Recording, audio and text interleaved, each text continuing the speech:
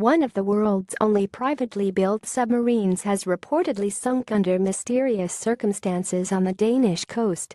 The 33-ton diesel-electric boat, UC-3 Nautilus, is said to have foundered after getting into difficulty in Koch Bay, around 25 miles southwest of Copenhagen. Prominent Swedish newspaper Aftonbladet wrote that the boat was reported missing after it failed to return to Copenhagen harbor as scheduled. This prompted a search by the Danish Navy. While the Navy apparently found the Nautilus and her captain, Peter Madsen, on the sea surface, it appears that the boat foundered shortly afterwards as a result of technical problems, judging by other accounts. One Swedish journalist aboard the submarine who was reportedly put ashore before the boat ran into trouble has not yet been accounted for, according to Danish newspaper Berlingske. Bloomberg News reported that Madsen told a local TV station about the sinking, revealing that a problem with the ballast tank caused the crowd-funded vessel to sink. Ballast tanks are used to dive and surface a submarine by changing its buoyancy. When the tanks are filled with water, the submarine sinks. When they are pumped out with compressed air, the sub rises. It took about 30 seconds for Nautilus to sink, and I couldn't close any hatches or anything, Madsen was reported as saying. But I guess that was pretty good, because I otherwise still would have been down there.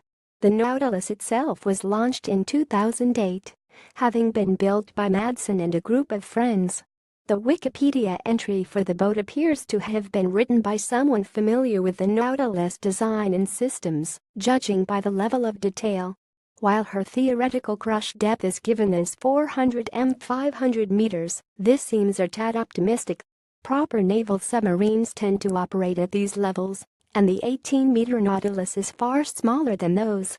The boat was reportedly equipped with a fully functional snorkel system as well, allowing her to use her diesel engines for propulsion while submerged just below the surface. Her maximum speed was given as a stately 9 knots. A few years ago, a crowdfunding project to raise $50,000 for a refit fell well short of its target. The Nautilus was unarmed, though was reportedly well equipped with video cameras and portholes for observation. She was relaunched in April this year after a 6-year refit, if Wikipedia is to be believed. Private submarines, as distinct from submersibles used for scientific research and the like, are vanishingly rare. The traditional size and hull form of submarines is driven by their need to carry armaments, sensors and a crew. To operate them, the size is simply not necessary when you don't need half a dozen torpedo tubes in the bows and stern of your boat or a ballistic missile compartment in the middle of it. Scientific and private submersibles, as a result, tend to resemble crabs with bulbous heads rather than missiles. Nonetheless, the submarine hull form is now iconic. Sponsored The Joy and Pain of Buying It. Have your say.